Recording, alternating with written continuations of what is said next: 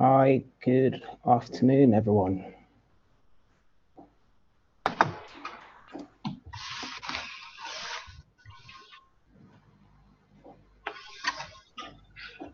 Hi, good afternoon, everyone. Welcome to today's webinar. Wow, we have 25 attendees already. That's fantastic.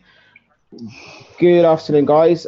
Thank you for joining in. My name is Oris Ikomi from Elevation Networks, and I'm delighted to announce that we also have Hauda Al-Kateb with us, who has just completed her summer diversity internship program last week. So she's going to be sharing her thoughts and experiences about being on the program with us today. I just want to say I'm super excited to be hosting this today. I'm super excited to have you guys joining us. So we have 24 people so far. Before we get started, I'm just going to see who we have with us.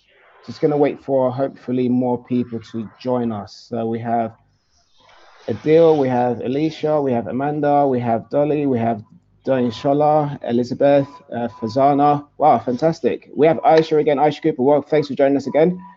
Good to see that you are good to see you join us on a regular basis. So guys, we have Kevin, Lauren. Wow, this is fantastic. So guys, as I said, I'm just going to wait for a few more people to join us before I get started. So we have more people joining in. This is good. I hope you're all well and having a lovely, lovely day. Show me about the weather. Not looking great outside.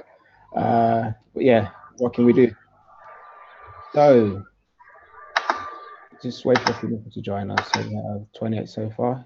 Fantastic.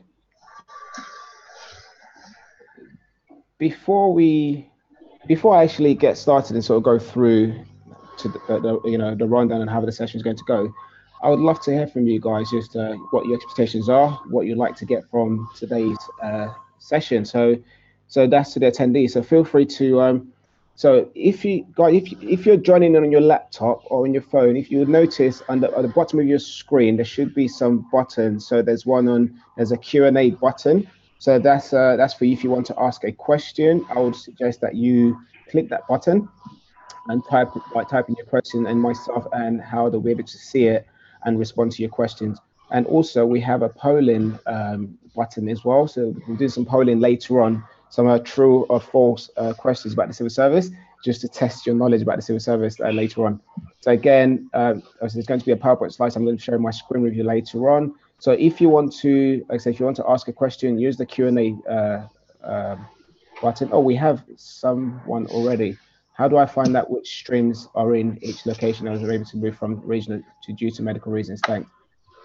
Guys, just to say before we get into questions, we'll leave the questions till the end. I just wanted to get people's just understand people's expectations about today's webinar before we get started. Just going to like one or two people, whoever's willing to share what their expectations are, what we'd like to get from today's session. Hi, Aisha. Hope all is good from this session. I'm really keen on how to successfully pass all the stages of the recruitment process for the civil service fast stream. Okay, fantastic. Hopefully, I'll be able to myself and I will be able to share, with the knowledge that we provided. But hopefully, that will go towards helping you, acing the application process. And unfortunately, guys, we don't have. Sorry, I'm losing my. I'm losing myself. So unfortunately, the fast stream who was supposed to join us today, sadly had to pull out due to unforeseen circumstances. So I do apologies for those of you who were hoping to meet and speak to a fast streamer. Hopefully, again, we have an event on the 8th of September, and that will be a perfect opportunity for you to get to meet the fast streamers in person.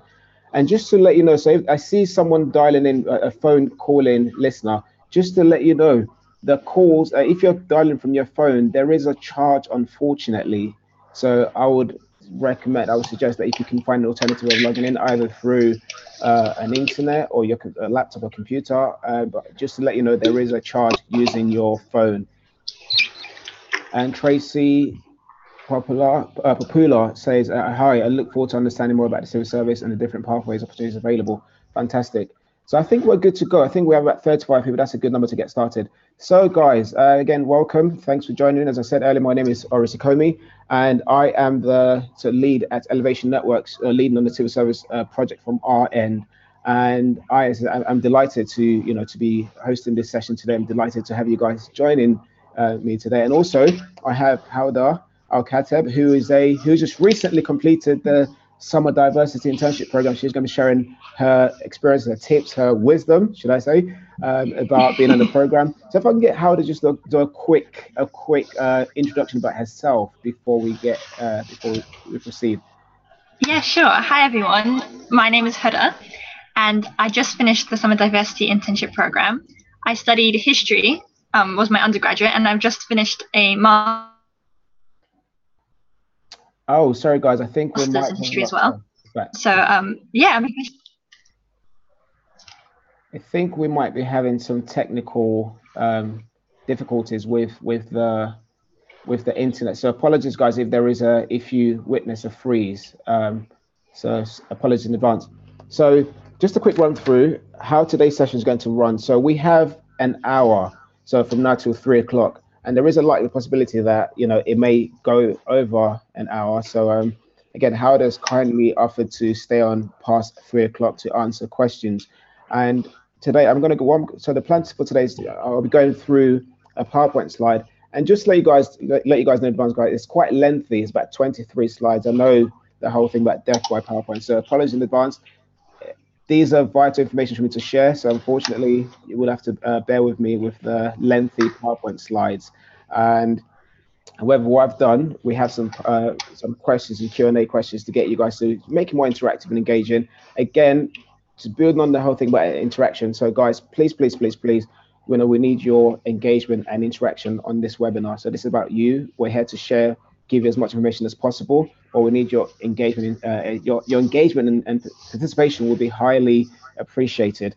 So when it comes to questions, can I recommend that you leave questions till the end, till when I say it's time for us to sort of taking questions. So that way, to avoid disrupting the flow of the PowerPoint slide. As I said, I'll try to go through the slides as quickly as possible, and then we'll get down to the Q&A sessions. And I think that is about it, just a run through. And during the PowerPoint slide, you won't be able to see me, so I'll hide my camera, but I'll come back on as of when it is necessary. So as I said, guys, just leave your question till the end. And so there's another question, guys. Again, just please save your question to the end, guys. I would highly appreciate that. And so we're going to get started. So I'm going to share my screen with you all.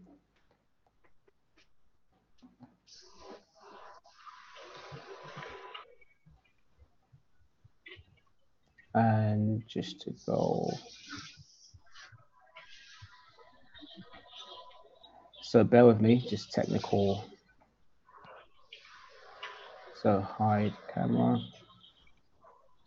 Fantastic. So good to go. So welcome, guys. Welcome to what is the Civil Service Fast Stream and Diversity Internship Program. And as I said, I'm from Elevation Networks. I'm just going to give you a quick, for those of you who may not have heard about Elevation Networks, I'm going to do a quick run through about who we are and what we do. So we are an award-winning employability charity who providing opportunities to young leaders like yourselves to develop their employability skills and connecting them to top employers such as the civil service. So our aim and our mission is to provide opportunities for young leaders to advance their career prospects, and we do so through providing training, providing mentoring, coaching, and providing job opportunities such as what we're doing with the civil service currently. And we are delighted to be partnering with the civil service to promote the Civil Service Fast Stream program and the Diversity Internship program. And how are we going to be supporting you through this process? So our aim, and the reason why we're working with the civil service, is to provide a sort of a training and coaching and more like a mentoring support for every individual who's interested in applying for the civil service fast stream or the diversity internship program. So the webinar we're doing today is part of the support programs that we are offering. So we have We're also going to be having one-to-one drop-in sessions and one-to-one coaching, and we have the Insight Days coming up, which I'll be talking about more later on. And we also have an event next Friday again, which I'll talk about more later on. So we have a number, and we also have mock. We're going to be having mock assessment days coming up as well. So the idea is we're working to provide you guys as much support as possible and as much information as possible to ensure that you understand the civil service program, you understand what's expected, what's required, and to ensure that you make an informed decision as well about the program. And like what most importantly is to actually be successful with your application process. So we are here to work with you. We're here to support you. So I would highly recommend and stress that you guys grab hold of every single opportunity that we offer during this process, because we're doing this because of you, to ensure that you have the best possible chance to be successful with your application. And before we move forward to the next slide, I'm just going to play a quick video. It's about 3 minutes long, which will give you a bit of an understanding about the civil service as well as civil service fast stream. So I'm going to start the video now, and I'll come back towards the end. The civil service affects all parts of daily life, from things like transport and education to other things like the NHS. The work civil servants do can affect the country and make a positive difference for the public good, which means that to many, we're important. Civil service work is often high profile and prestigious. As soon as you join the civil service, you'll be given responsibility. Your work could appear in newspapers, affect policy, and be broadcast up and down the UK. And it's this importance of civil service work that makes it challenging and engaging. For example, did you know the civil service is creative? We are made up of some of the brightest, most creative minds in the country, continuously dedicated to thinking of new ways to address the complex issues we face as a nation. It also offers choice. Employing 420,000 people all over the country, we offer a wide range of roles and opportunities within services such as finance, diplomacy, health, science and technology. For example, each year through our Fast Stream programme, the civil service recruits up to 1,000 graduates who, because of the variety of roles we offer, are able to follow a specialism of their choice and pursue their passions. We're national. No, make that international, i.e. we're not just based in Westminster. There are hundreds of offices up and down the UK and even across the world for those working in diplomacy and international development. We are also diverse. As British society changes, the civil service is rising to the challenge of changing with it, evolving to become more diverse and more representative of the society that it serves. That's why we look to recruit from a different range of backgrounds and provide every candidate with equal opportunity to excel. To support this, our workforce currently looks like this.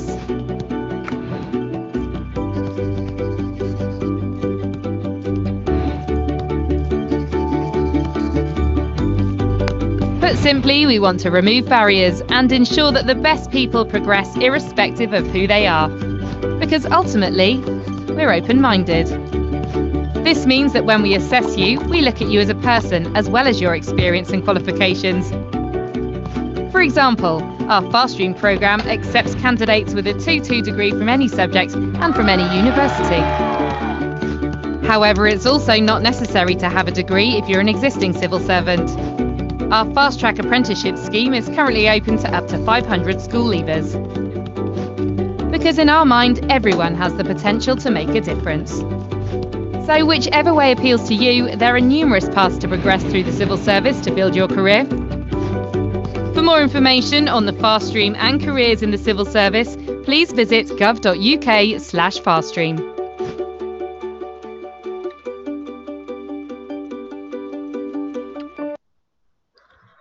Fantastic. So guys, I hope you found that video useful. That's just a bit about the civil service Fast Stream and about the civil service as an organization. And so moving on to the next slide. So Some of you would already know this by now from the emails and information that we've been sending out. So the civil service, there are two programs. So the civil service fast stream, which is for graduates and recent grads and people who are, currently looking to change their careers. And then you have the diversity internship program, which splits into two. So there's the early diversity internship program, and there is the summer diversity internship program. So what is the diversity internship program? So as I said, it's split into two. So that's the diversity internship program. The first one is the early diversity internship program, which is a fast route into the civil service, giving first, second, and third year students like yourselves opportunities to gain valuable work experience and training within a government department. So the first part is the early diversity internship program, which is open to first year candidates, first year undergraduates. And so the summer diversity internship program is open to second and third year students and undergrads. And in terms of who can apply, so there's a minimum of two expected in any degree classification or any degree subject, and it's open to students from the sort of Black, Asian, minority, ethnic background, or from a socially or economically disadvantaged background. And it is also open to candidates with a disability, either physically or mental disability. So that's who can get involved in the diversity internship program. So what is the selection process for the diversity internship program? So the first stage is an online test, and once you've submitted your application, which will officially open on the 14th of September, which I'll again touch on later on, you'll be sent a link to complete the application test, the online test, and I believe you have up to 7 days to complete the test. And this is not a numerical or verbal reasoning test. This is not going to be any numerical test or any verbal reasoning test. And after that, after you've completed the online application test, you'll then be shortlisted, which will take place most likely at the end of January next year. And that will then be followed. So candidates who are successful will then be invited in for a telephone interview, which will be taking place in February to March next year. So that's the selection process. It's relatively simple and straightforward in terms of the selection process. And what the civil service have done, again, to make it more accessible and give more candidates the chances to be successful, they've removed a number of barriers. Again, one of the things I mentioned earlier, not having the numerical test is one of the things that's been taken out from the assessment process. So it's virtually straightforward and hopefully would be a seamless process for majority, if not everyone, to be able to get through to the telephone interview. Our aim as an organization is, of course, to give you the best possible support and resources to ensure that you get through to the telephone interview section and pass with flying colors the telephone interview. So show that come this time next year, you'll be like you'll be either finishing your SDIP, the Summer Diversity Internship Program, or finishing your early diversity internship program. So moving on to the next slide. So some key information for you to be aware of. So these are for candidates who are interested in the early diversity internship program and summer diversity internship program. So some key information for you. So as I said earlier, if you're predicted a minimum of a 2-2 degree in any discipline, so that's you will be eligible for the summer or early diversity internship program. And so the fast pass is also another key information. So how they might be able to share more on this later on. So for SDIPers, so people on the summer diversity internship program, so if you do really well during your summer placement and you get a good report from your line managers, you'll be eligible for a fast pass. So if you are awarded a fast pass, so that basically exempts you. So if you're given a fast pass and you want to go on to do the summer, so the fast stream program, which is the graduate program, if you want to do that after your summer diversity program, so you will be exempted from the application stage for fast stream as well as the online. So you be taken straight onto the assessment center. So that's if you are awarded a fast pass from your summer diversity internship program. So that saves you going through the early stages for the fast streams, you go straight onto the go straight onto the assessment center. And for the early diversity internship program is a 1 week expenses paid, and this is London based only. And for the summer diversity internship program is a 6 to 9 weeks paid placement. Again, we have all of these information in the brochures that we have sent out to everyone. So please do check your inbox or check your spam or junk email box. If you haven't received any information from us as of yet, please do drop us an email. Again, the email will be provided at the end of this webinar. So that's it about the diversity internship programs. Moving on to the fast stream. So the fast stream program. What is the fast stream program? So this is the best way I would describe the fast stream program is simply a leadership development scheme for graduates to develop their potential to be a senior leader within the civil service. So one thing I really liked from that during my research, researching the program in depth, was I came across something that says the fast stream program is less about the departments or the streams that you do, and it's more so about developing yourself. So see it as a leadership development opportunity to actually develop your skills, yourself both professionally and personally. So that's the best way I would describe the fast stream program. So as a leadership development scheme for graduates to develop their potential to be a senior leader within the civil service. And with the fast stream, you can apply for up to 5 different streams. So that's something for you to note as well.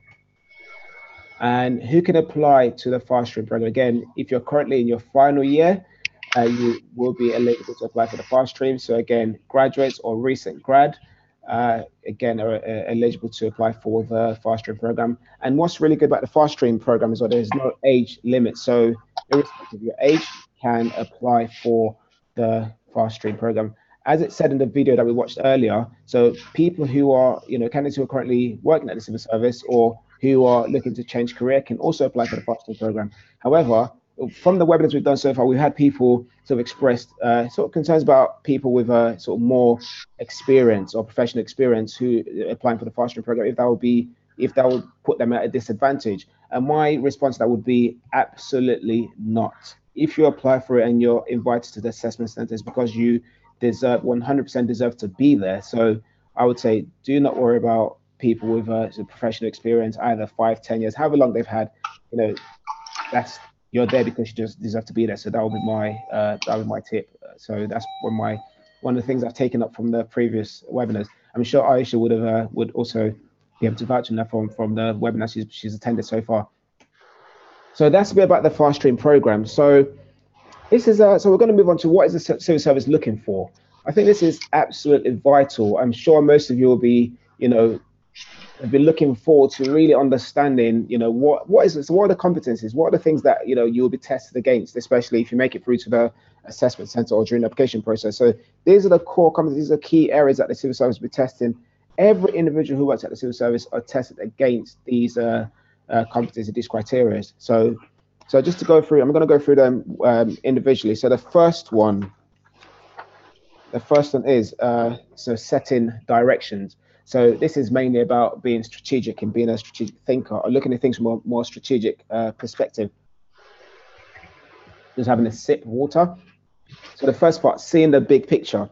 So I'm sure most of you would already familiar with this term, the big picture. That's something that gets bandied about a lot, and people talk about the big picture a lot. So what is the big picture?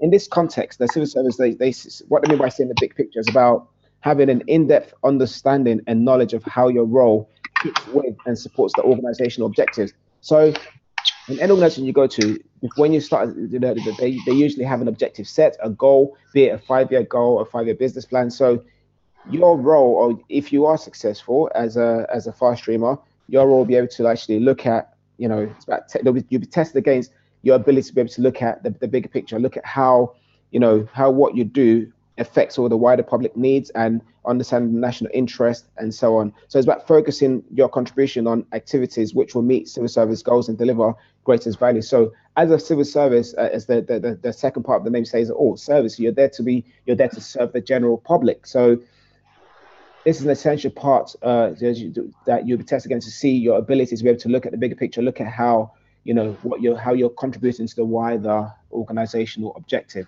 And moving on to the next point about the setting direction. So it's about changing and improving. Again, I'm sure you'd appreciate that, every day, there's so many changes, especially in government. So today you probably, like yesterday, I think it was Sunday or so, there was an article published about the Labour Party, changing its stance on Brexit. So again, things change every day. The relevance of making that point is, there will be changes on a daily basis. So it's about your ability to be able to adapt to change and be able to improve, change and improving yourself and also improving what's been set. So let's say an objective was set yesterday. Today, tomorrow, something else might happen. So it's about being able to adapt and change, be able to adapt to those changes, be able to contribute towards improving on those changes. So in this case, what the civil service actually test against is about people who are effective in this area, innovative, and seek out opportunities to create effective change. So again, it's about learning from what has worked as well as what has not worked, and being open to change and improvement again, and working smarter.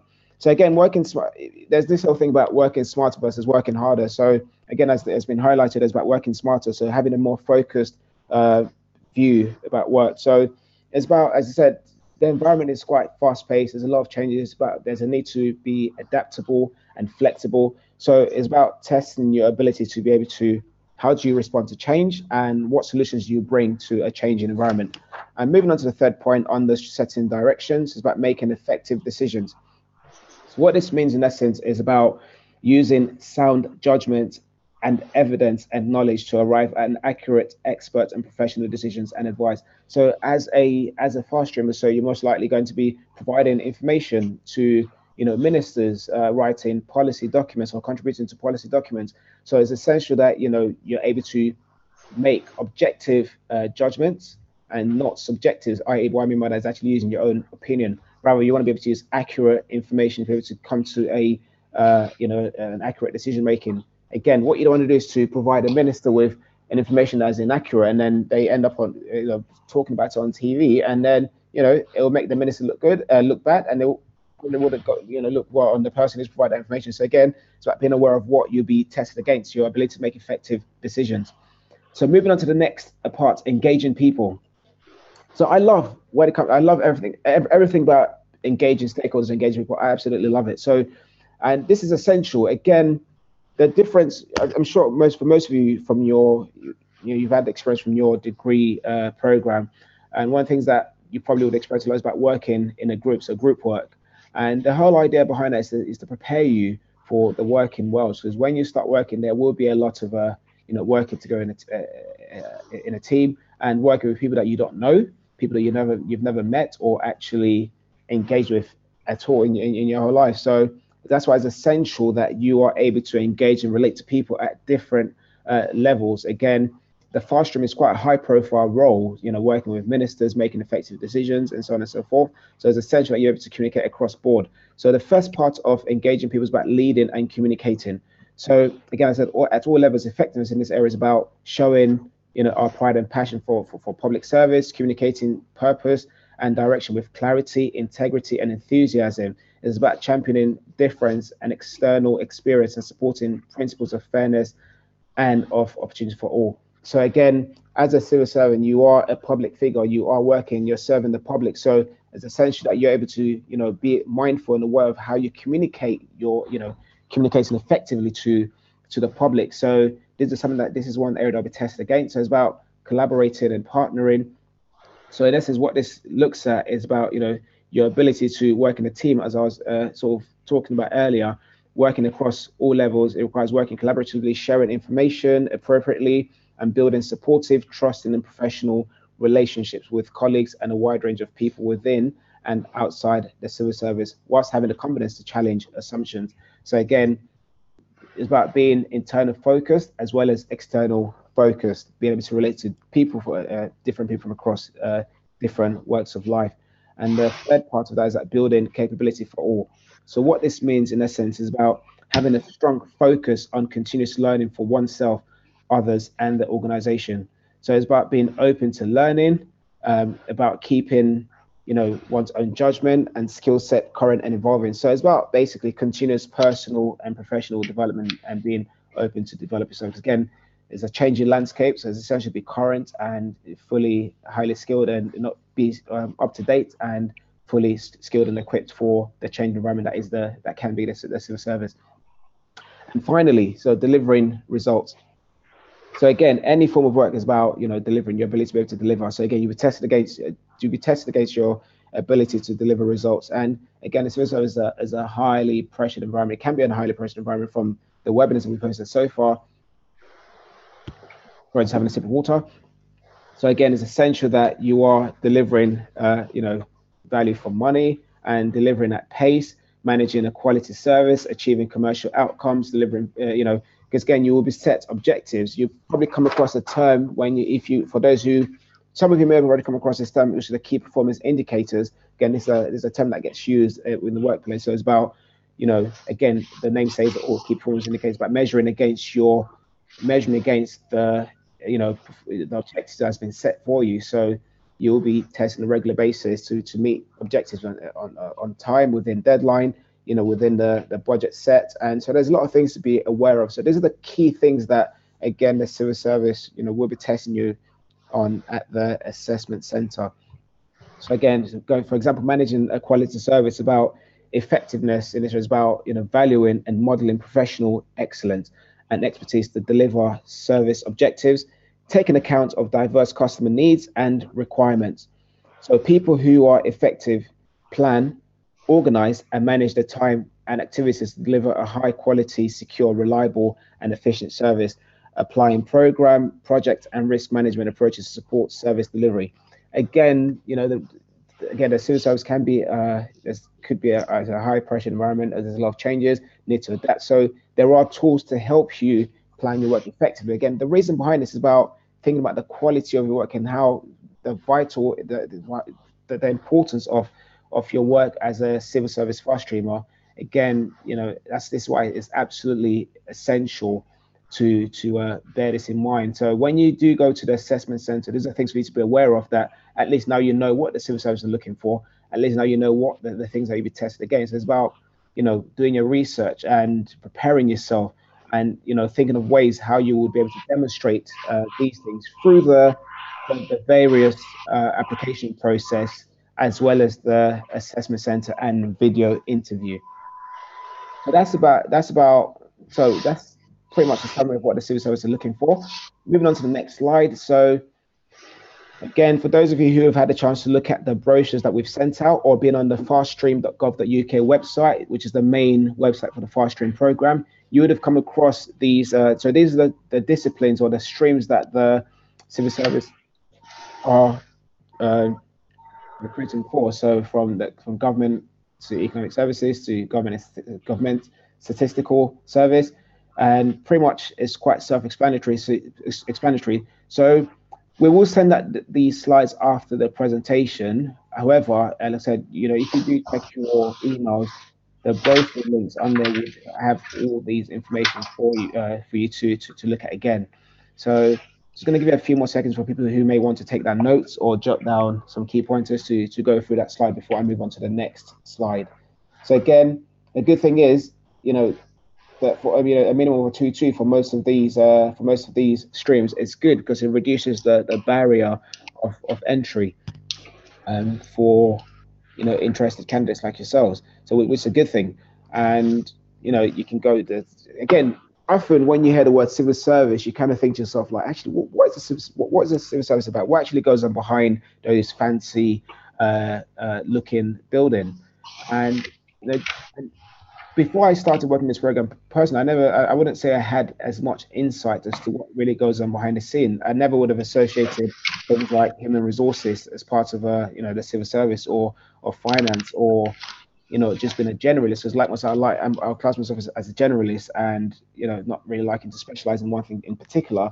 So it's refreshing to know that the civil service are have as many different streams and options to attract different talents like yourselves to, to showcase your expertise, showcase your abilities, showcase your talents to add value to the civil service. So I think this is fantastic. So if you have an interest in HR, you can go for the HR stream. Like I said earlier, you can apply for more up to 5 streams. And for those of you, so I just want to highlight on the generalist stream. So for those of you who may still be unsure as to what stream to go for, the generalist stream, I would say, is a really good option, a good stream to consider, to look into as a potential route into the civil service. And as I mentioned earlier, the stream is less about the departments or the streams that you do. Yeah, by all means, go for what you're passionate about and what you're skilled at and what you really want to do. But equally, it's about seeing this program as a leadership development program to help develop your skills and your ability, both personally and professionally. So, and you get a chance to actually, also with the generalist stream, you get a chance to actually move across different departments. So you get a chance to actually explore and experience different parts of the civil service. So I'm going to move on from this slide now onto the next one. Just want to see what the time is, make sure I'm actually on time. Okay, good. So key things to note for the fast stream program. As well as the summer diversity and early diversity internship program, is about, be prepared to be stretched and challenged. One thing that from day one, you will be thrown at the deep end. So just note that it's not just that, going in the Thursday thinking, what am I going to do? Or am I going to be expected to make tea or coffee or, get lunches? No, literally from day one, you're being thrown at the deep end. So it's about be prepared, be prepared to be stretched, to be challenged, be open as well. Again, the good thing is you're not expected to know it all because you have people there to support you, but it's about the attitude and the openness and willingness to accept challenges and to be open to challenging situations and to be able to adapt and respond to it as well. And it's about, again, I said, there's a responsibility from day one. And this is perhaps one of the most important parts of the point number 3. So it's about giving back.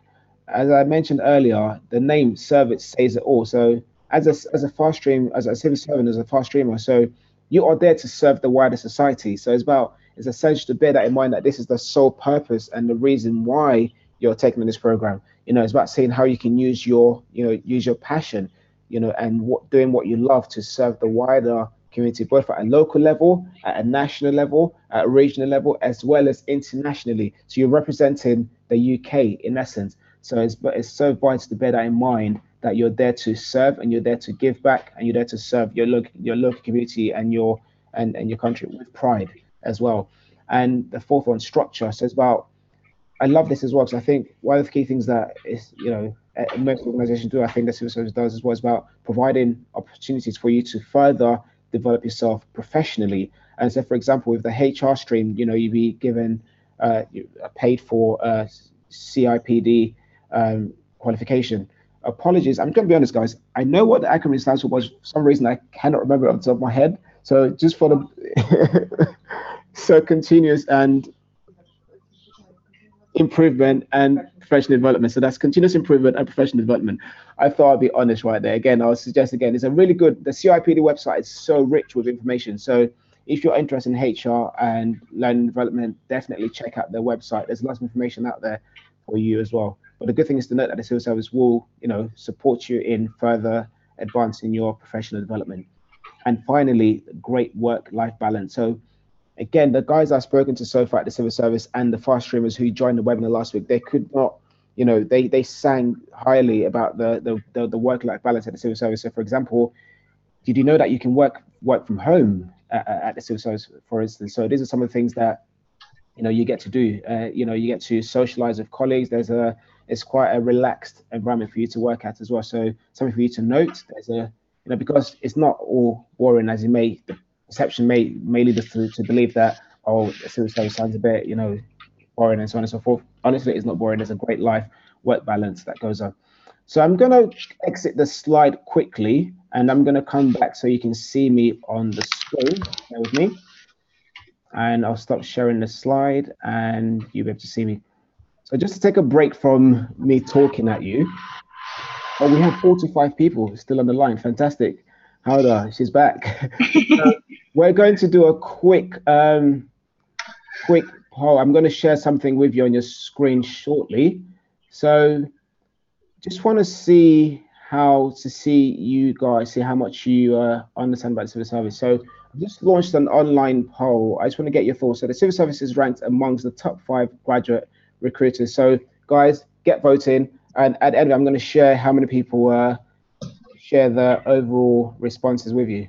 Oh, we've got some truth and false. Okay, interesting. I'm going to give it about 30 seconds. We have 10 seconds to go. So quick, if you haven't voted yet, get your votes in quick before we end this poll. So 30, that's 30 seconds done. So I'm going to end it. So interesting. So it's true or false. So some of you, 89% have said true. Let me share the result with you. So 89% said the civil service ranked amongst the top 5 graduate recruiters, and 4% said false. So what is the answer to that question? Oh, I'm afraid, guys, the people who said it's false, I'm sorry, you got it wrong. It is true. The civil service are ranked amongst the top 5 graduate recruiters in the country. So for those of you who said that 89% of you were absolutely spot on, the answer is true. So I'll come back again after a few more slides, just to a way to break up me chatting away at you guys. So I'm going to stop sharing and move back to the slides. Fab. So go back to sharing my screen. Before I do so, hide video.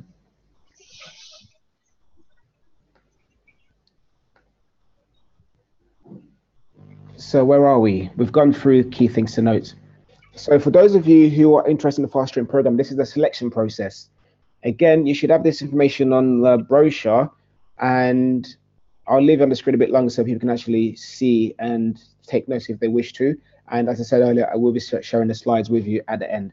So again, you can start expressing your interest directly to the civil service now. Before, I know that the application opens on the 14th of September, but you can start expressing your interest now. What I would do over the coming, if not today, definitely by Friday, I will send out an instruction of how you can directly express an interest to the civil service. I know you've expressed your interest to us, Elevation Networks, but the next step now is the pre-assessment. This is where you get to express your interest directly to the civil service.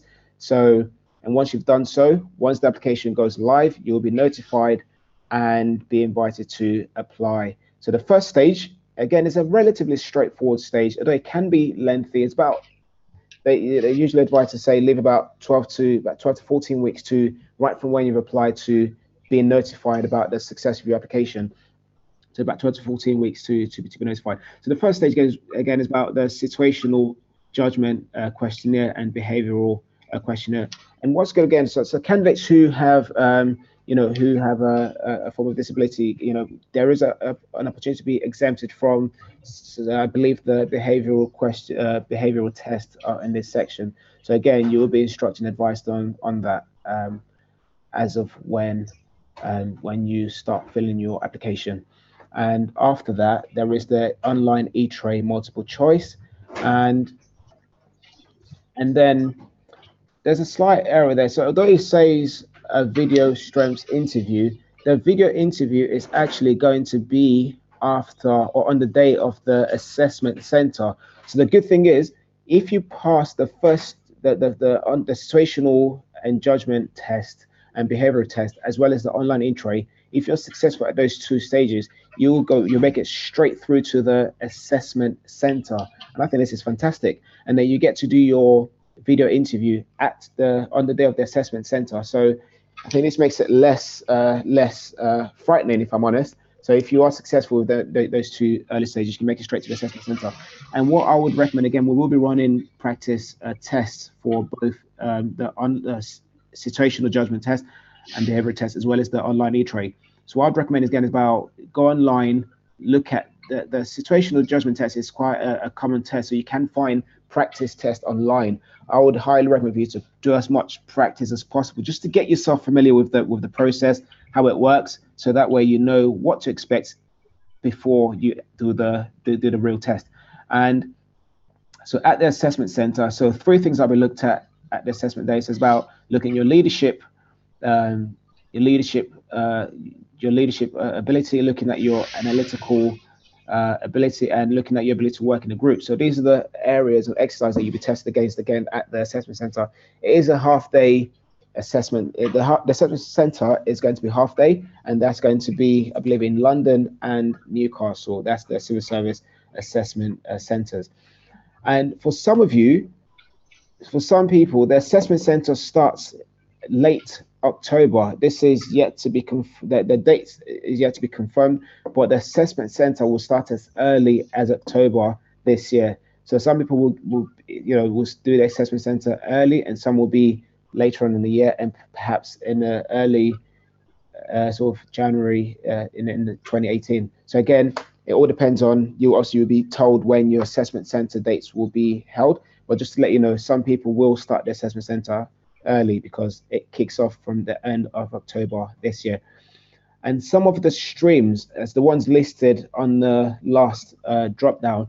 So the specialist assessment, what this means is some people, if they are successful, so the streams that's been listed on there, if you are successful on these streams, you will be, I can't even speak, sorry guys, you will be invited to attend another follow-on assessment center, a specialist assessment day for the Diplomatic Service, House of Parliament, and the Science and Engineering, Digital and Technology, European and Communications. So these are the streams that you'll be invited in for an additional assessment center.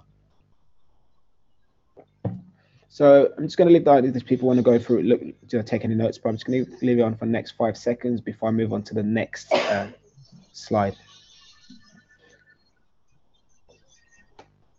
So again, whilst we're on the assessment center, so as I mentioned earlier, so these are the things that you'll be tested against at the assessment center. So these are things for you to worth noting ahead of the assessment center. Again, for those who would make it onto the assessment, so you'll be sent out a pack with information on what you'll be tested against on the day. I believe it's called the Fast Stream Assessment Center, the Fast Stream Assessment Center guide. So you'll be sent that in advance as well.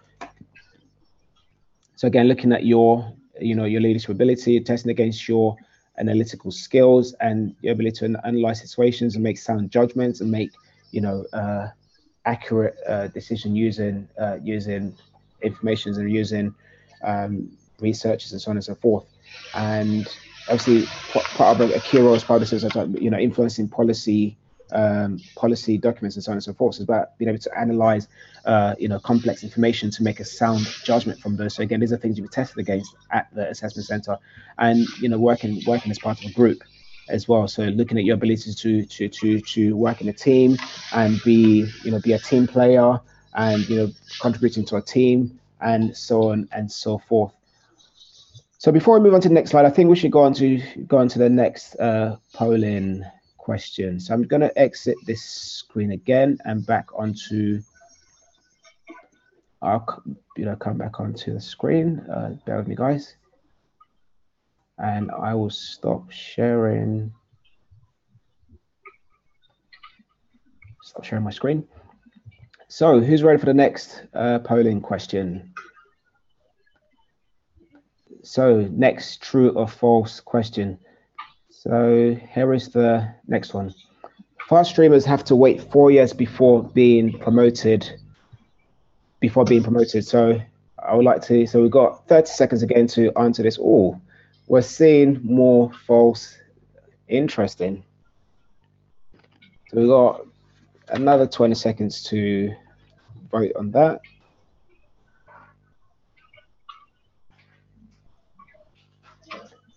I think that's pretty much everyone. We have someone with their hand up.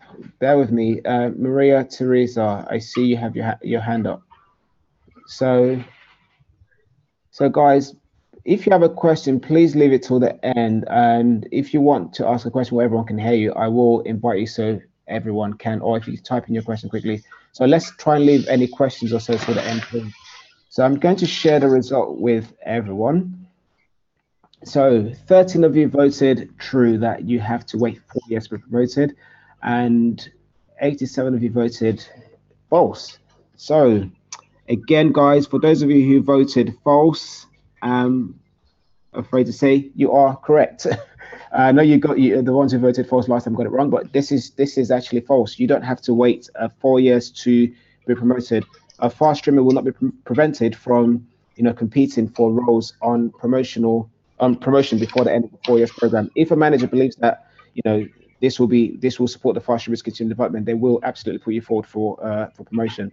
And there will also be a flexibility in the case of fast streamers who join the program having already acquired considerable work experience prior to that.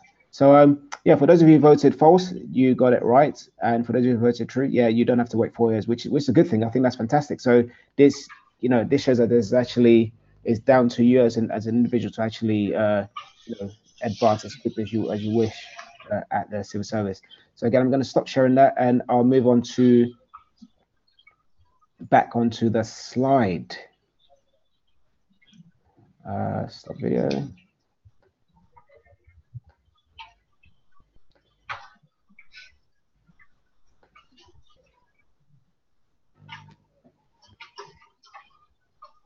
So next slide. So this is the assessment matrix, and so exercise and competencies. So the things that, again, I've talked about this, so the strategic approach to objectives, what we talked about earlier. So seeing the big picture, changing and improving, and looking at your analytical and decision-making abilities, so making effective decisions, delivering value for money. So these are the things that we went through earlier. So this tells you, so we talked, in the previous slide, we talked about group exercise, analysis exercise, and leadership exercise, and self-review. So those are the 3 areas that you're going to be sort of tested against at the assessment center. So what this does, it tells you, so for example, the strategic approach to objectives, that tells you that you'll be assessed in the analysis exercise and the leadership exercise and self-review, and not in the group exercise. So again, if you want to make a note of this quickly, please do so. And again, like I said, we will be sending out the PowerPoint slides to everyone who have attended, who is currently live on this webinar. So again, this tells you the different areas where the core where the core competencies will be tested against, looking at the 3 sort of the test exercise areas like the group analysis and leadership exercise. So again, the last one, which is leading and communication, you'll be tested against across all 3 exercises. So that will be in the group exercise, again, working in a team, and be able to communicate a positive message, and looking at your ability to analyze complex information to make decisions, and your ability to leading yourself as well as leading others. So I'm just going to move on to the next slide.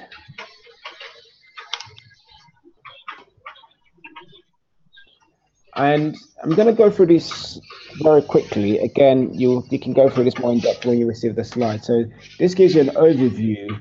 I'm just conscious of time. This gives you an overview of the group exercise. So you'll be asked, this gives you how long it will take, about 35 to 40 minutes. And it tells you what will be expected of you. So working collaboratively with others to show leadership and communication ability.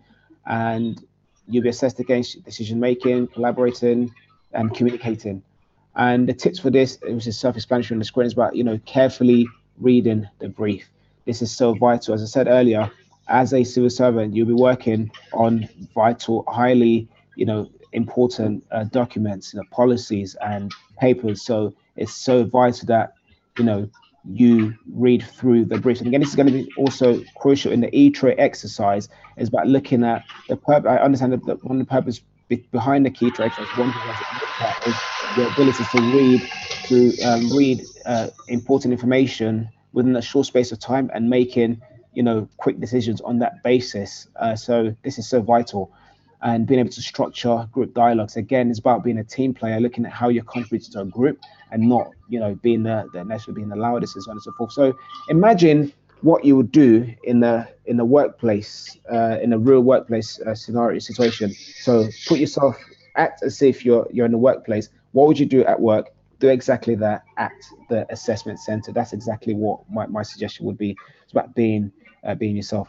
And moving on to the next one, so the leadership exercise. So again, it's about 30 minutes. It's a one-to-one exercise. This is not in a group.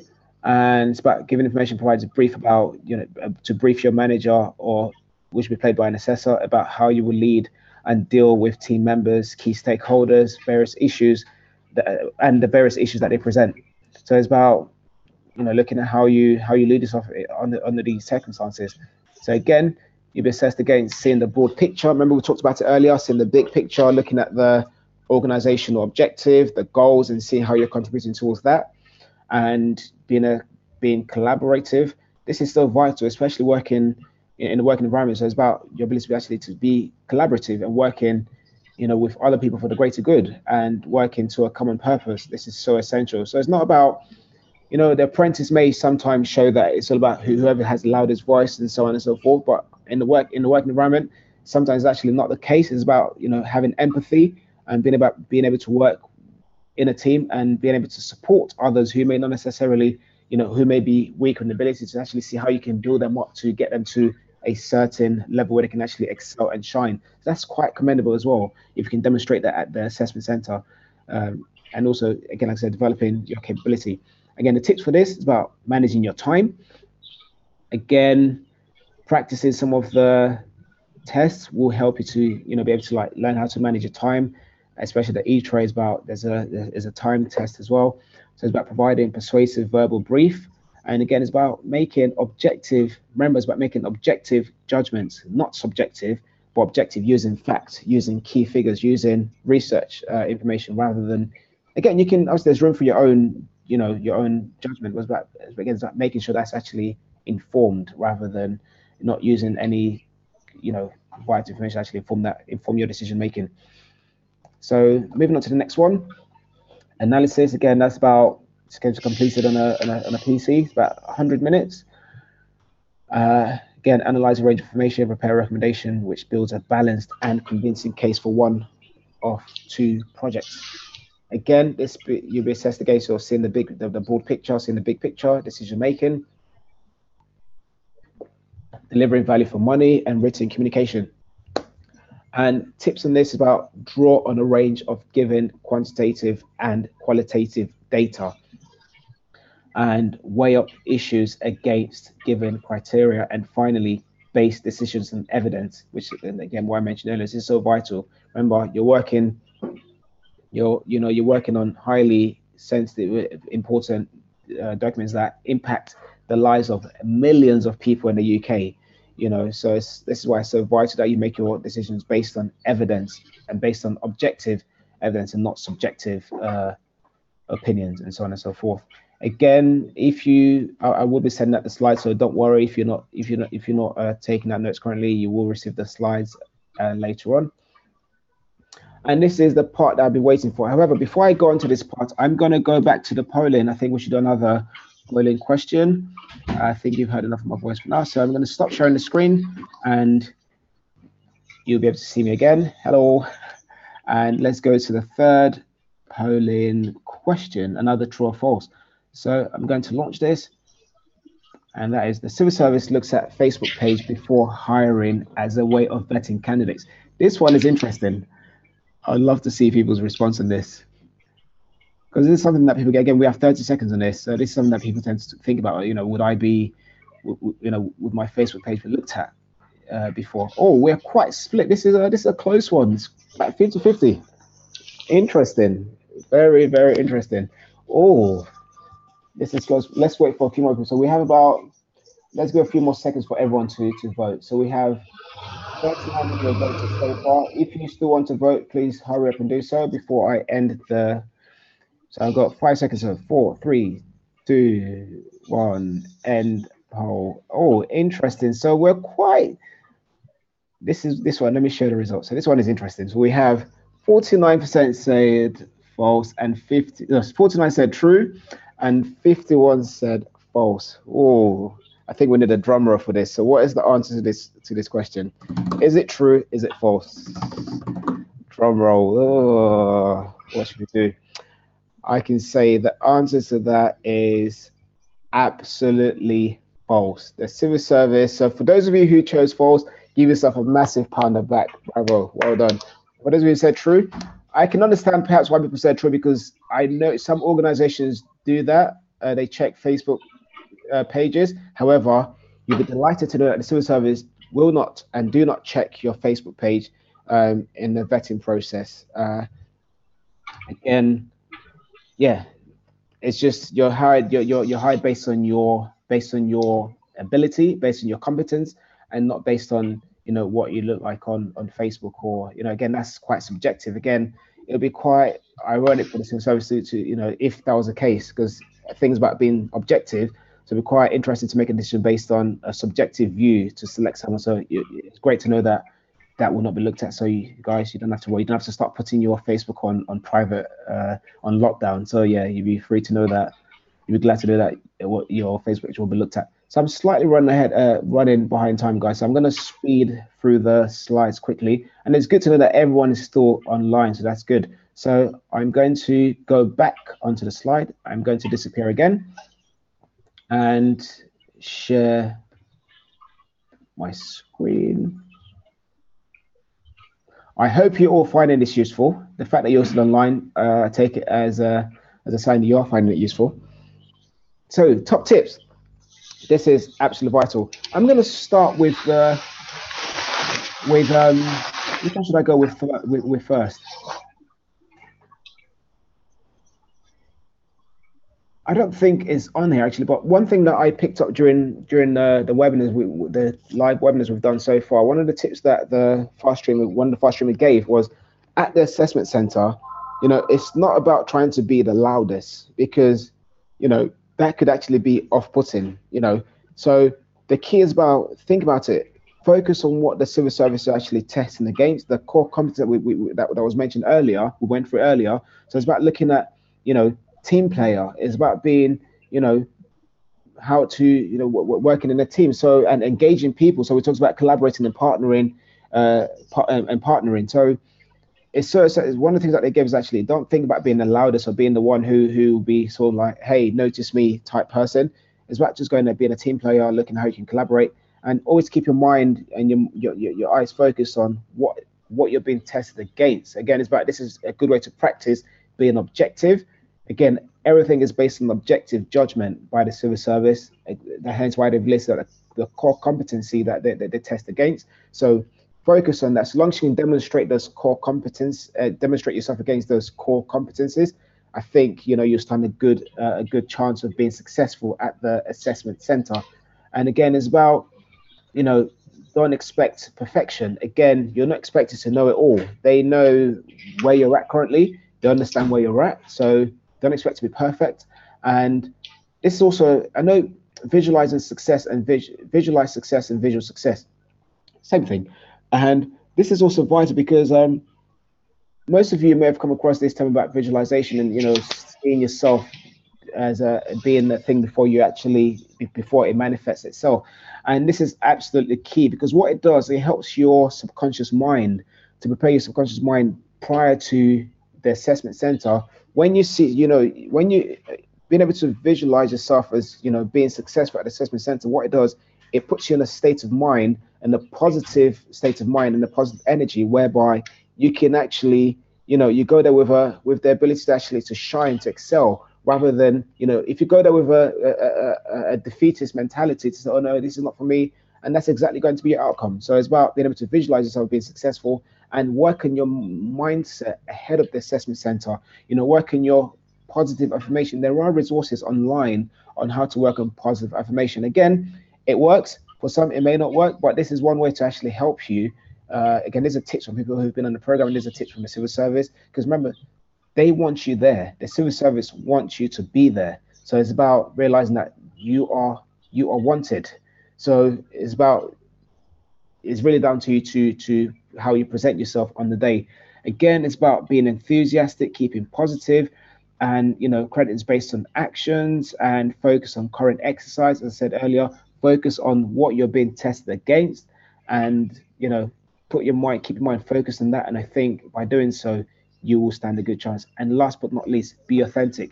Again, this is a word that I think sometimes is so underrated. Being authentic is simply like just being your authentic self. If you are a charismatic, fun person, let that shine through on the day. If you are someone who's quite, again, if you're quite more of a laid back, it's absolutely fine. It's about be comfortable, show who you are on the day, and just let your true self, your true personality shine through on the day. And it's about, again, imagine what would you be like at work. So try to be exactly that at the at the assessment day. It's not about trying to be the loudest or trying to be that I know it all. It's about being a collaborator, thinking about partnering, thinking about engaging people, thinking about delivering results, thinking about setting directions and looking at the bigger picture, and changing, improving, ability to adapt to changes and making improvements. So those are key things that you should be aware of. Again, I'm going to try run through this quickly, guys. Key dates. This is I've already set these stuff in the brochure. So application officially opens on the 14th of September for SDIP and fast stream candidates. Your application will close on the 25th of October, and for EDIPs it will close on the 8th of November. Again, we have some events coming up next week on the 8th of September. We have an evening with the fast streamers and interns. This will be a chance for you to get to meet with the fast streamers and engage in a networking opportunity with them. And this is going to be held at Elevation Networks London office. Again, there is a link. A link has been sent out where you can register on the Eventbrite page. If you haven't done so, please, there are limited space available, so register as early as you can. Again, we have I'm so excited about the Insight Days on the 20th of September and the 20th of September. Again, that will be held at the Civil Service office in London at Parliament Street. So that's also been sent out to everyone. You should all have received the Eventbrite link. So please do register. Again, we have limited spaces, and space will be awarded at a first come first served basis. So if you haven't registered, do so now. And what's exciting about this, for those of you who'll be traveling from outside London to the Insight Days at the Civil Service, your travel costs will be reimbursed by the Civil Service. So again, you have to travel on standard class, not first class, unfortunately. Sorry, I know it'd be lovely to travel on first class, but again, you will be reimbursed if you've traveled on a standard fare ticket.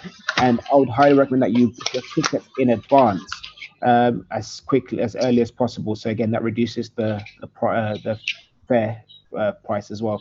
So, and those are the key dates. Again, we have a fast stream assessment day. The fast stream assessment, as I mentioned earlier, starts end of October. We will be having some mock assessment training early October to be confirmed at the moment, and we will be having that's meant to say a telephone and video interview training late November and early December. Again, for those who will be on the summer diversity and early diversity internship program. So I suppose with the video interview, I suppose we need to do that early as part of the assessment, mock assessment day training, because the video interview is going to be part of the actual assessment center day. So those are the key dates.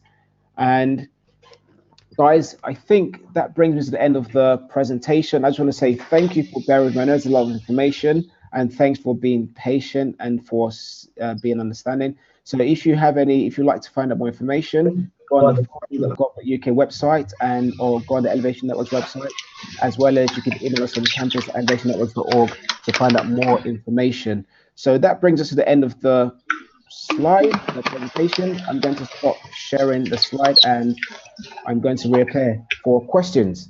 Guys, thank you ever so much for your patience and for bearing with us. And Howard, again, thank you. I know I've been doing a lot of talking and probably, yeah, so guys, thank you for understanding. So we are good to start taking questions. I believe we can take questions from that till 3:30. So we have a question from Maria Teresa. Would you like to ask a question? We'd like to invite you as the panelists, so you can ask the questions directly to everyone. I know you have your hand up. I just wanted to understand if that's because you want to ask I'm going to promote you to a panelist. So we have another one. So we have Sagar Haji. So again, I'll promote you to a panelist. So guys, I'm just going to ask you to put your mic. So Sagar, put your mic on mute from now. And when it's your turn to ask a question, unmute your mic, and then you can come back. Then you can ask for everyone to hear. So Maria, I don't think she wanted. She's not there. So I'm going to. Hello? Oh, hang on a second. Is that Maria? No, it's not. Is that okay? Bear with me. I think we have. I'm going to try to. Just bear with me. I think we have. How do I do this? Change to attendee. Okay, is that Sagar? Yeah, it's Sagar. Sagar, apologies for pronouncing it incorrectly. Go ahead. What's your question? I was just asking more about the online test. I really would like some more details. Maybe send it by email. And also, I haven't really received the invitations for the events that are going to happen in September. Okay. Did you express an interest? Interest. Did you fill in the express an interest form on the Elevation Network website? Yeah, I did. Okay. What I'd recommend, if you haven't, what I'd recommend to check your spam or junk email. It might have gone to your junk or spam inbox. It Yeah. should come through campus@elevationnetworks.org. But I'll make a note of it as well, so to make sure that we send that to you. Let me just make a note. Send. Okay. Sagar Haji. Guys, tell you my email. Now we should, if you've registered interest, we should be able to see it. Okay. We should be able to see it on there. Well, yeah. Well, if you can, or you can email us your email address directly through the email that I gave earlier. Okay, I'm just going to send you back to an attendee. Thank you again for your question. Thank you. And Doyin Shola, I will come back to you shortly. We have some questions from earlier. Just bear with me. So guys, if you want to leave, so this is the attendee. If you want to leave, feel free to do so, because we're officially coming to the end of the presentation. So feel free to leave if you want to. However, if you want to stay for questions, please do hang around. So we're going to go with the first question that was asked at 202. So please feel free to jump in on these questions as well. Right. The question: How do I find out which streams are in each location? I am unable to move from my region due to medical reasons. So that's from an anonymous attendee. So in the brochure, again, it does state in the brochure the location for each stream. Let me quickly look through. So for example, if you can tell me what stream you're interested in, that's from the first question that was asked at 2 o'clock, 2 minutes past 2. So for example, the generalist, that's UK wide and potentially overseas. And for diplomatic service, again, that's in London and also overseas as well, in our network of 270 diplomatic posts in 160 different countries. And for example, the House of Parliament, that's in London, the House of Commons. So again, pardon? HR, okay, the HR stream.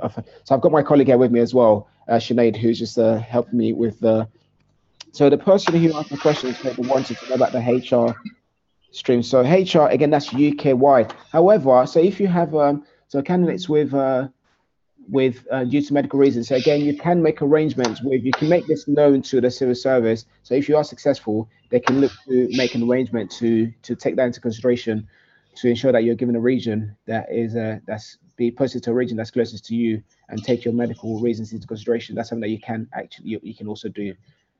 So I hope that helps. So, Howard, please let me know if there's any question you'd like to answer. Okay. So, Dorian, Charlotte, just to let you know, we're going to go through these questions and we'll come back to you to ask your questions live shortly. Please bear with us. And the question regards to being kept on a permanent basis, is that I'm assuming that's with regards to an internship rather than, who's or even from? maybe it's from Fazana Rasit. Okay. Could you, if you click that, so I know you're answering that. Well, yeah, fantastic. Yeah. So with the internship program, I think it's best to go in not expecting to be kept on a permanent basis, especially if you're coming from a second-year student, because most of the interns are going back to university. I'm personally not, but most of them are. So they kind of have the expectation that you will be leaving them. But you can always keep an open mind. It's not that, sometimes you can get a job out of it, but I wouldn't go in with the expectation that you will. But for the fast stream, it's my understanding that you're most likely to stay on in the civil service after the fast stream, because the idea of the grad scheme is that you will be fast streamed through the grades, and then by the end of the program you should be promoted to a higher grade. So yeah, if you have more clarification on that, feel free to ask. I can add to that as well. Yeah. So yeah, as Howard said, sorry. The fast stream, yeah, is usually about 4 years program. So again, you can continue on that. And so for the summer diversity internship program, so there are one of the fast that joined the webinar last week. She joined in on the summer diversity program, and then went on to apply for the fast stream after that and was successful. So again, if you do the SDIP, you can Yeah, go definitely. the fast stream. And to answer the second part of the question, you know, which chances to be kept in permanent base is it? Actually, do we get real hands-on? That's the one I wanted to ask. Do we get real hands-on work experience, or we will mostly be allocated as? Absolutely, like I said earlier, you will be thrown into the deep end, so be expected to be challenged right from day one. You will get. I mean, you can share from your experience how the Yeah, definitely. As an intern, I wasn't expecting, but I did think, would there be an element of, you know, stereotypical intern just doing the making coffee tea and runs and coffee, also, yeah. but it's 100% not like that. I was thrown into the deep end. I was chairing meetings for the first week. Oh wow. Yeah, it's quite full on, and in the first week you're a bit, it's quite overwhelming. But then as soon as you get into it, you realize what a great experience it is, and it really puts you at an advantage for applying for the fast stream, because you have all these examples that you can use for competencies. So yeah, I really encourage you to do an internship program if you can before the fast stream. Fantastic. So we have a lot of questions. Thanks for adding to that, Howard. That's really great. Guys, just like we have a lot of questions coming in, so bear with us. We will try to go through all the questions. So I'm just going to invite Doy Charlotte to ask a question to the panel. So you've been invited. So Doy, please do go ahead and ask your question. You should be able to. Has she left? No. Oh, there she is. So if you're still there, Doy, fantastic. There it is. You might want to unmute your mic so we can hear you.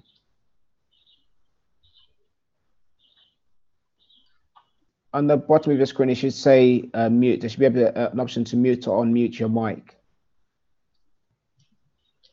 Any luck? No? We can't hear you. Can you unmute your, yeah, see if you can unmute your, fantastic, that's perfect. Yeah. Yeah, my question was, could you apply for the SDIP and the fast stream at the same time? Yes, you can.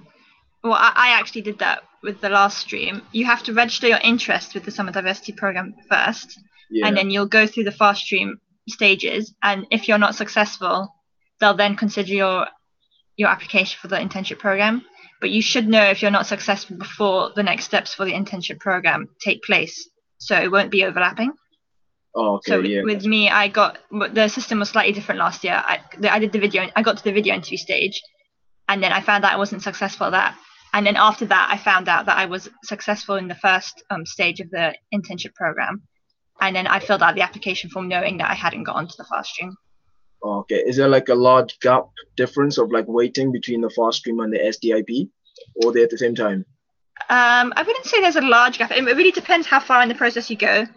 I think it depends how many stages you get through. I mean, if you don't pass the E-tray, there will be a slightly longer gap, because the application form does happen after most of the fast stream assessment, but it just depends on how far you get in the application process. Okay. Sorry, one last thing. Sorry. That's fine. While applying, do you have to specify what area you'd like to go into, or is that after you've been selected? You just specify the stream. Okay, so like a generalist. But then for the internship program, they'll ask in the application form, which is after the online tests, they will ask for a list of preferences, but you're not guaranteed to get what you preferred. It's just to help them in the matching process. But because there's so many interns, they can't really guarantee anything.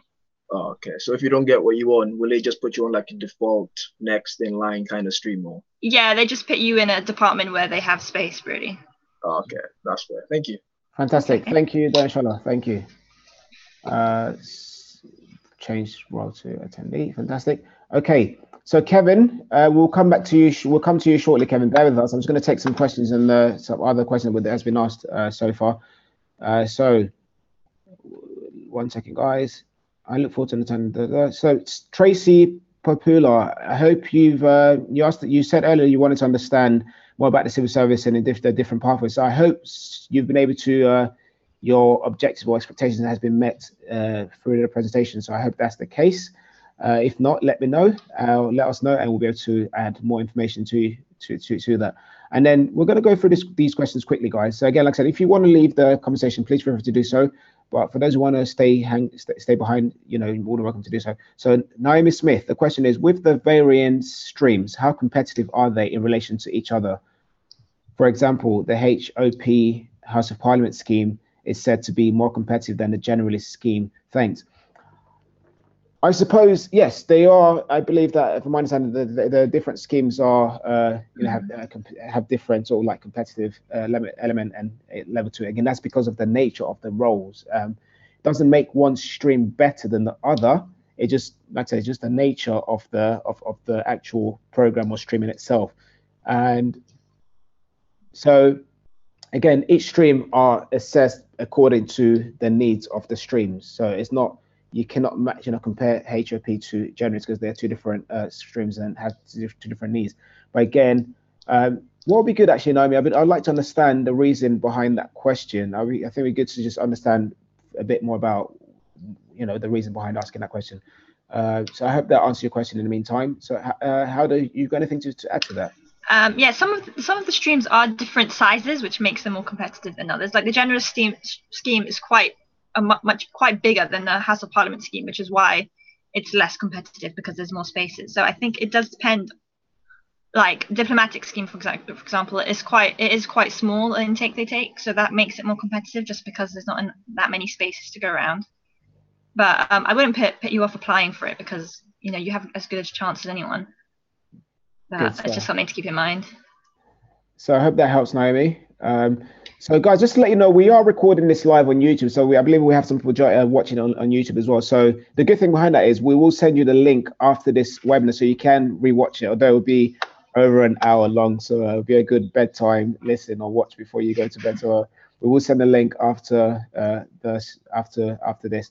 So I'm going to go to Kevin Hughes. I'm going to promote Kevin to a panelist so he can ask his question so everyone can hear. So guys, again, bear with us if we haven't got the chance, if we haven't actually had a chance to come around to your question yet. We will do so. We have 19 questions to go through, so 20. Wow, it's good. So Kevin, if you can unmute your mic, Kevin. Yeah, hello. Go for it. I just wanted to know how recent of a graduate you would have to be considered. How recent of a graduate? So are you a recent grad, Kevin? So I graduated in 2015. That's absolutely fine. You could do even 2010, 2009, 2009. It's absolutely fine. That's no problem at all. And it's Cool. also open to people who've actually been working for like 10, 5, how many? Yeah, there's no barrier. So the civil service fast stream, although it says it's not just a graduate scheme, it's a work program. So people who've already been working in the civil service can still apply for it. So there's no limitation to So that you're not affected in the simplest the simplest and quickest answer. Perfect. So is that because you're definitely going to be applying? Yeah, I'm in. Fantastic. Kevin is in. I love it. Good stuff. Okay, I'm going to now put you back to an attendee. So thanks for your question, Kevin. Cheers, mate. Good stuff. So we have the next question. Who have we got next? Who do we have next? So Aisha's question is, can you explain what the Insight Day is about for the Fast Streamers and where it is based? So the Insight Day is going to be held at the Fast Streamer Insight Day, which will be on the 21st of September from 11 a.m. to 5 p.m. It's going to be held at the Civil Service office in central London at Parliament Street. Again, we have sent out information about this. If you haven't received one, we will send out another reminder or an email with the details to everyone who have expressed an interest so far, and so that we'll be able to register online. So that's going to be, it's in a nutshell, it's going to be a full-on day, it's a whole day. So looking at different aspects of the program. So looking at the overview about the civil service, and it's a fantastic opportunity for you to learn about the civil service, to meet with different leaders within the civil service, meet with different departments, and also is a chance for you to also hear and network with the current fast streamers as well. Although we're going to be doing that on the 8th of September at the Elevation Network office, so you will get the chance to also meet with the fast streamers at the Insight Day. So the idea behind it, we're trying to have as many different touch points so that there are people who may not be able to make it on the 21st who can make it on the 8th. So that's why we're having different Insight Days and sort of meetup events. So that is going to be based at the Civil Service office, and it's 100 Parliament Street. And the postcode, I do not have it off the top of my head right now, but actually I might have the postcode. So if you want to make a note of that, just bear with me, see if I can find it in my notes. Can't find it. No, that will be, as I said, that will be sent out to everyone. That has been sent out already, but is at 100 Parliament Street, and is going to be, and it will be sent out to everyone again about it. So I hope that answers your question, Aisha.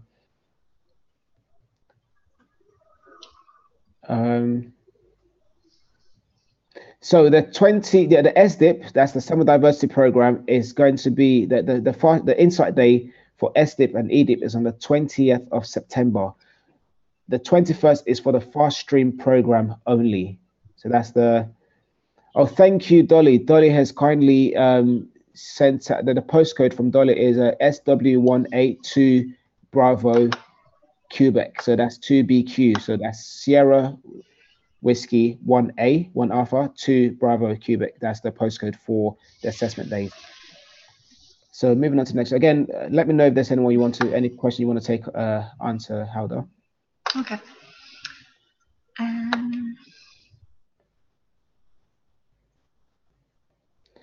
Just a quick one from Mara Simao.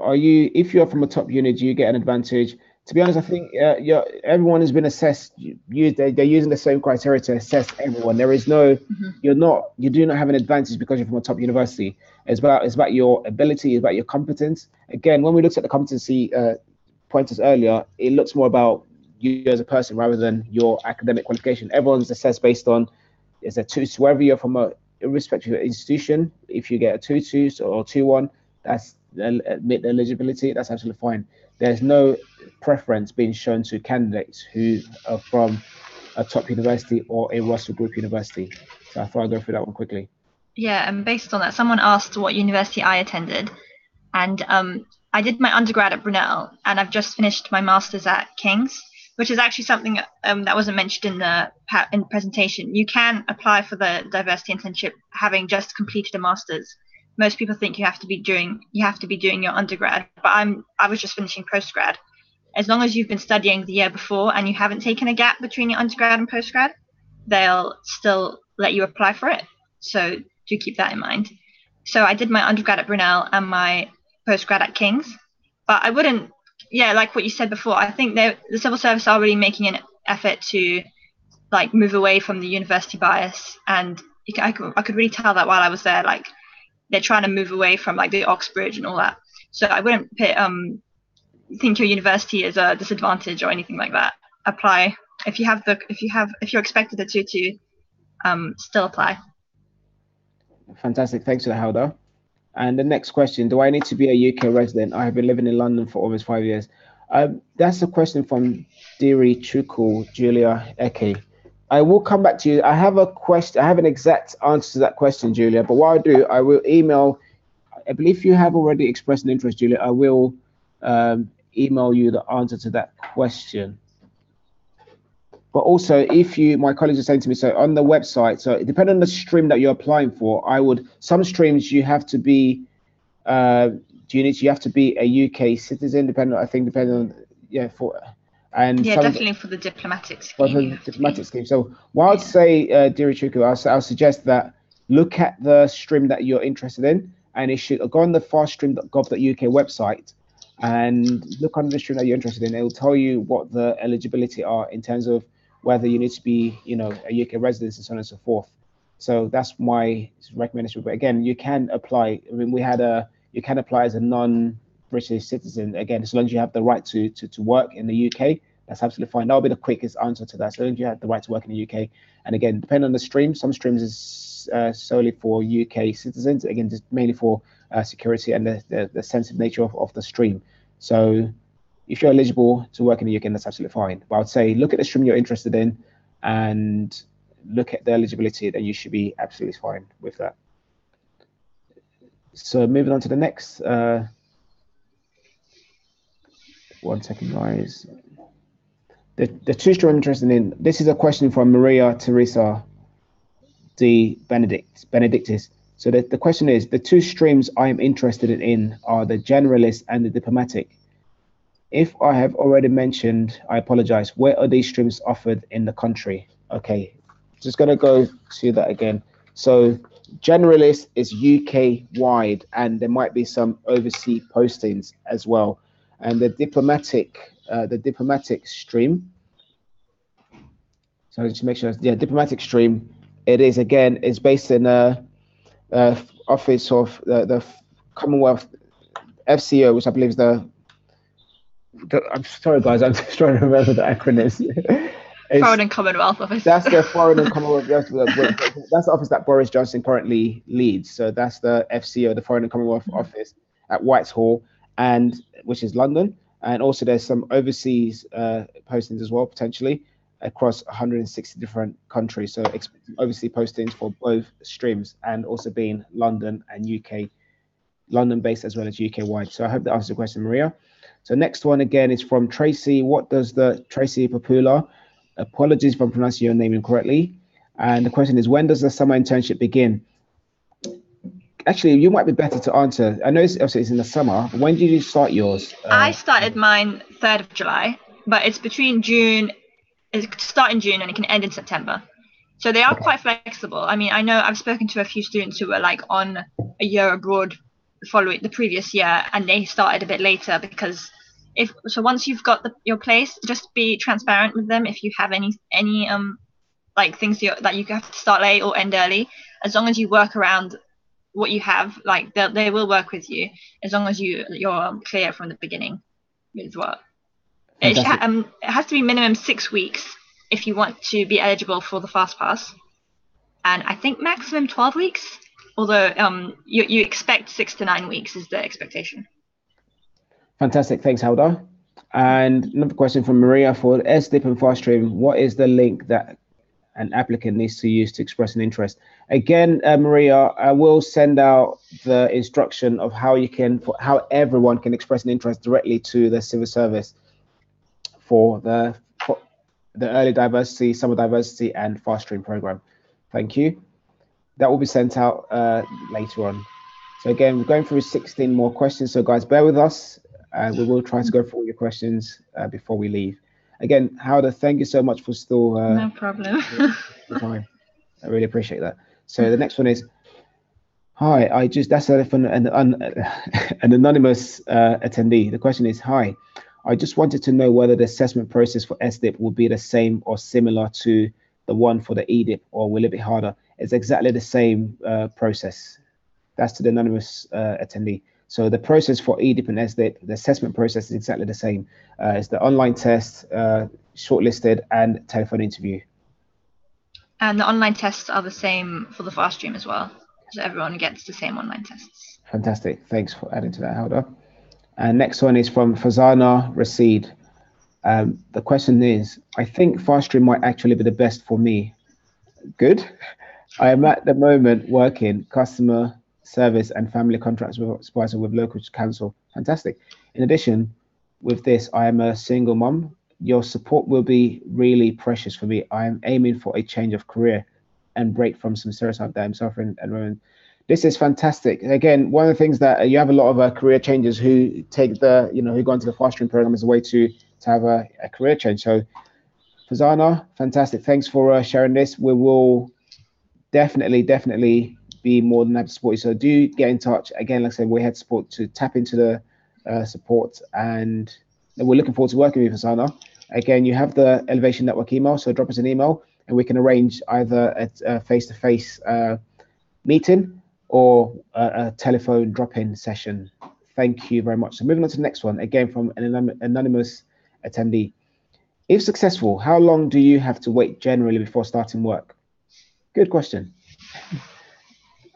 Howder, would you like to add to that? Is this in terms for the FastStream or the internship? I mean, for the FastStream, I assume you start in September, but I'm not entirely sure. But for the internship, I found out I was successful in May, I want to say, and I didn't start till July.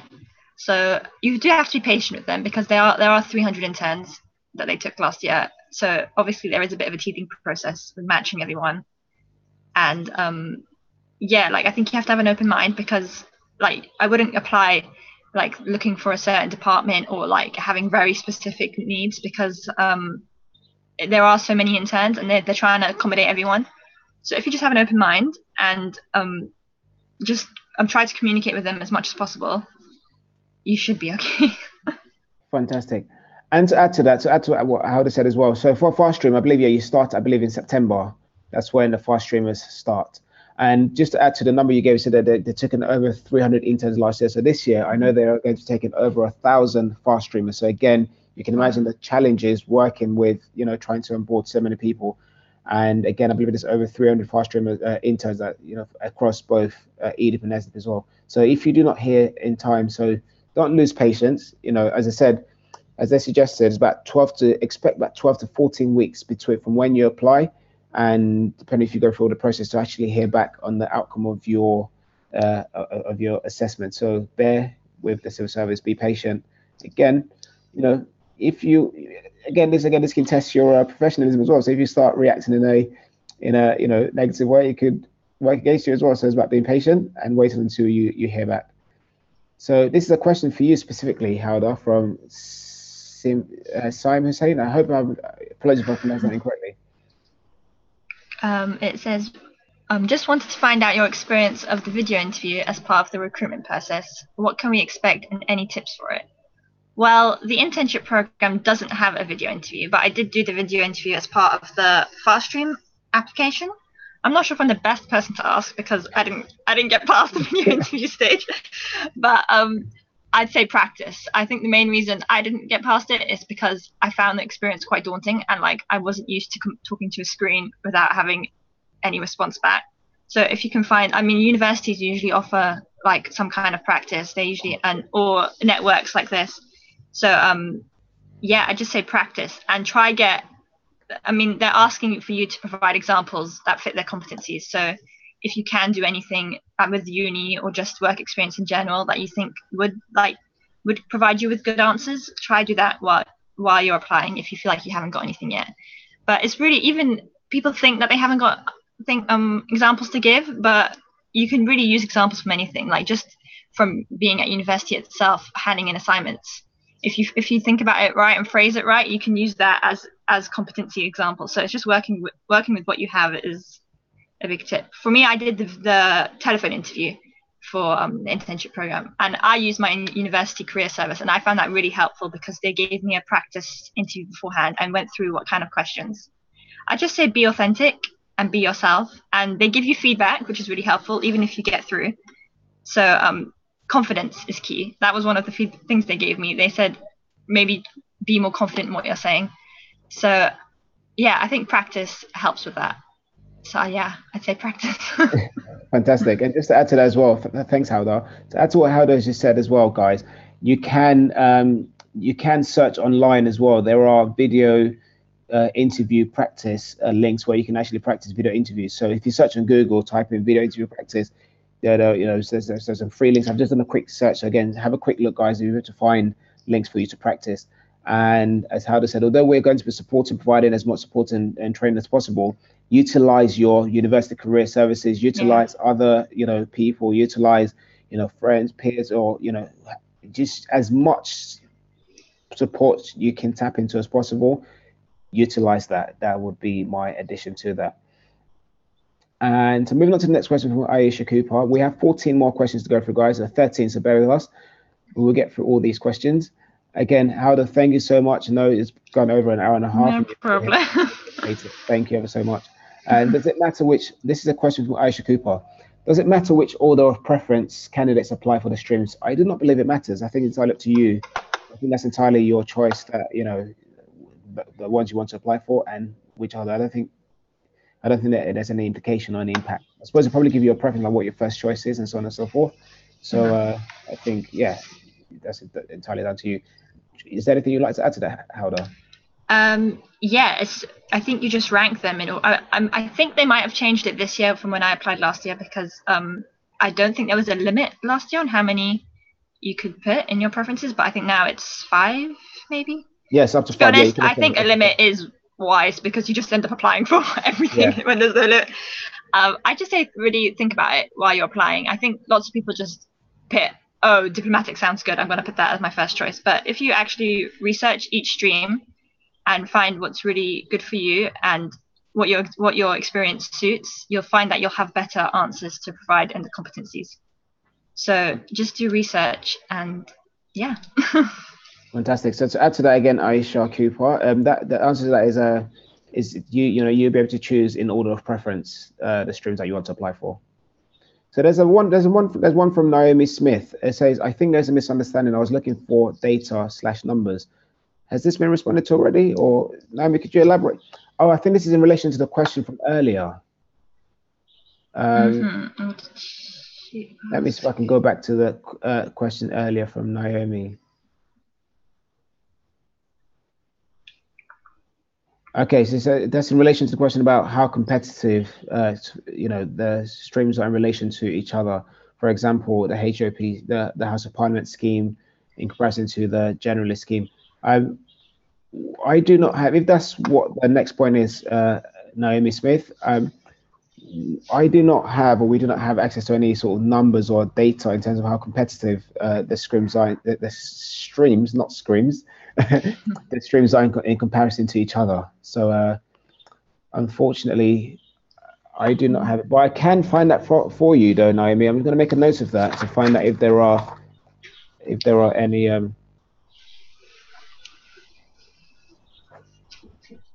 is there data to compare suburban guys. Oh,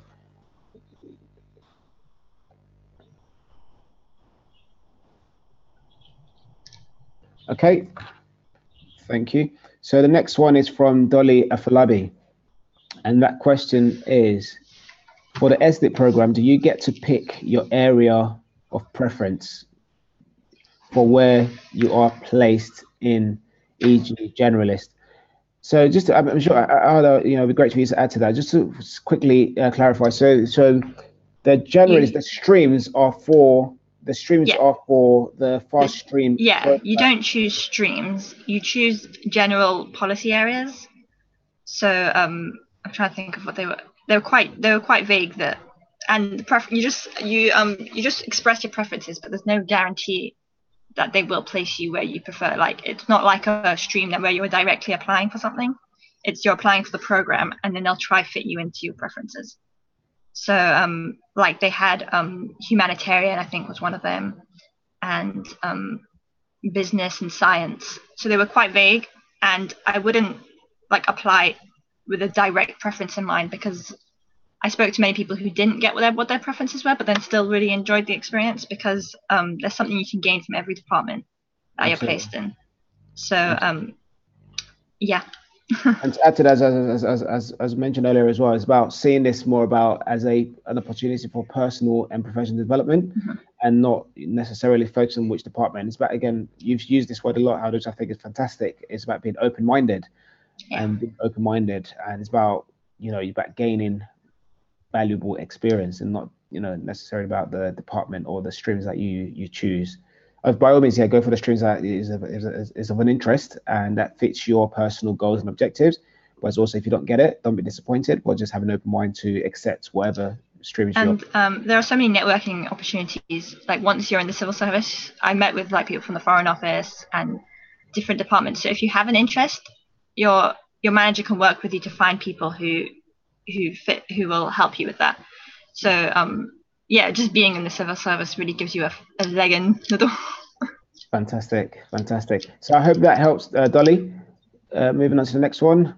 So from Fazana Rashid, the question is, how strict are they in their recruitment? Any chance to give an example of the assessment or group assessment? Is there any chance to let us know by email which are the streams that usually have more vacancies? To be honest, we cannot, actually, because just to add to that, so we as an organization, Innovation Networks, we help with the promoting and providing support to candidates prior to the recruitment centers. In terms of when it comes to actually applying for the role, we do not have access or any information. We cannot influence or know what goes on the minute you apply for it. So we won't be able to tell how many people are actually applying. So from the minute you apply, we no longer have access to what goes on in the civil service, but we can still continue our support during the process, but we won't be able to have access to that information, unfortunately. And in terms of any chance to give an example, again, how do you might be able to share from. Did you attend the assessment day? No, I didn't. Okay. I just had a video interview, Video which was based on the competencies. So I just suggest to read through the competencies quite thoroughly and have an example planned for each of them, like several examples if you can. Yeah. Whereas the assessment days, I don't really have much information on. Yeah. So again, I think with the assessment days, so group assessment, I think again going back to the slide which will be sent out is about looking at understanding what's expected, what will be expected of what the areas that you're going to be measured against, and it's about being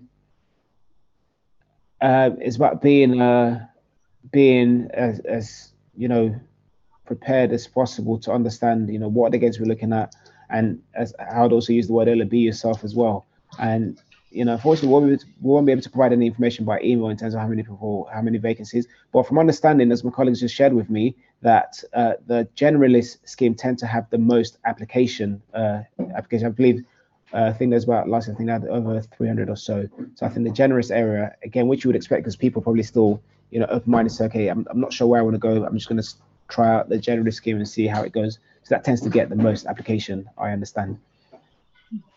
So I hope that answers your question, Fazana. And back to, we have 7 more questions to go through. So for those of you who are still online, guys, I take my hat to you. You've been, it's great that you guys are still here. So really thank you.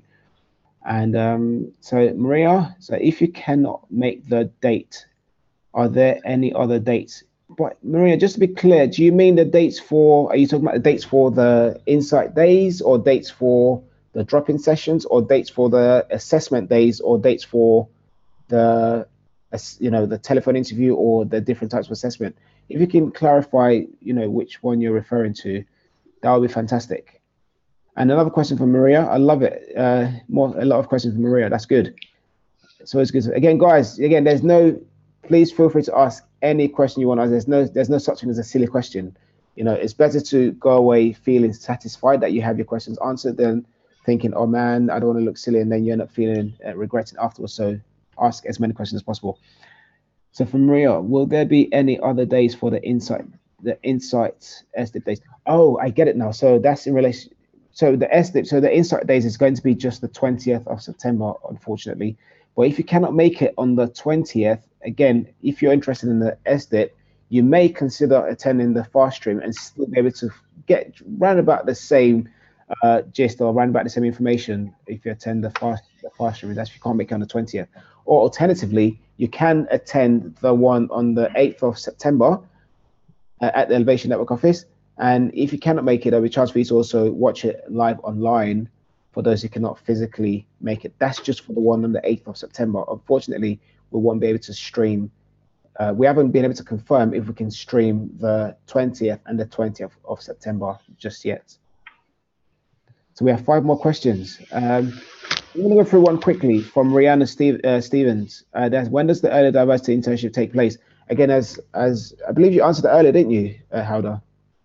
That was the summer diversity internship. Okay. That's in June. I'm not sure about the early diversity. I believe it probably started right about the same time, around about sort of June time. Again. I'm sure they'd be able to work with you based on that, because I think it's everyone, and there isn't a set week for everyone to come in. I think they do take several intakes.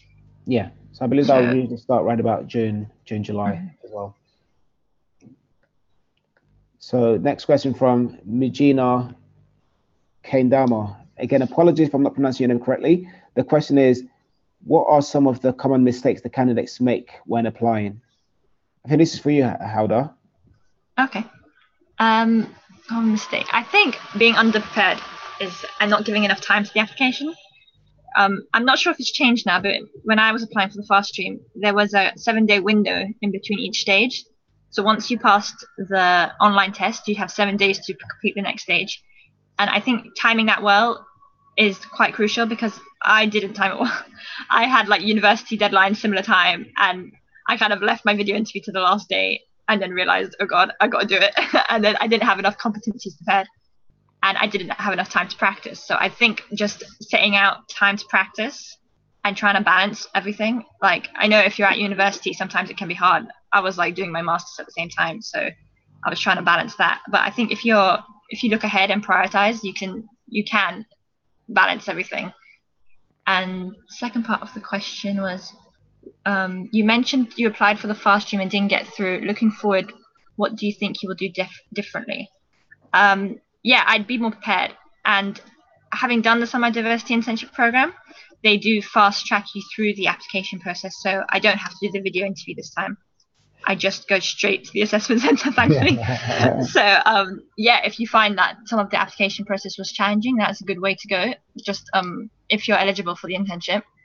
And it also just gives you more examples to talk about once you get to the assessment center, more competencies to use. So yeah, I'd say try to get experience in whatever way possible. Fantastic. Thanks, Helda. So guys, we have 4 more questions. One of the I'm going to go through these quickly. The one is how can I get a place for the 8th of, so that's from Maria. So Maria, just to let you know, bear with me. If you stay on, I'm going to send you the link to register. Oh, that's gone.